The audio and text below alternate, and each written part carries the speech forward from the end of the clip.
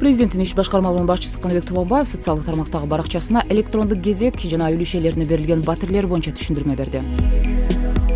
Бүгүн мамлекеттин колдоосунун алкагында курулган турак жайлар көп жылдардан бери кезекте турган жөнөкөй жарандардын үмүтүн орундатып жаткандыгын белгилеген. Алгачкы батирлер үй ээлерине жана мамлекеттик кызматкерлерге берилди. Айтымында бул чечимдин негиздүү себептери бар. Биринчиден, үй ээлеринин салымы менен мамлекет башка турак жайларды курууга мүмкүнчүлүк алды. Алардын каражаттары кайтарымдуу болуп, жаңы долбоорлордун ишке ашуусуна өбөлгө түздү. Экинчиден, батирлер мамлекеттик кызматкерлерге берилди. Алар элге, коом үчүн иштеген адамдар. Бул алардын жашоо шарттарын жакшыртуу же болбосо коррупцияны алдын алуу кадамы катары каралууда. Мамлекеттик кызматкер өз үйүнө ээ болсо, ал ишин таза жана жоопкерчиликтүү аткарат.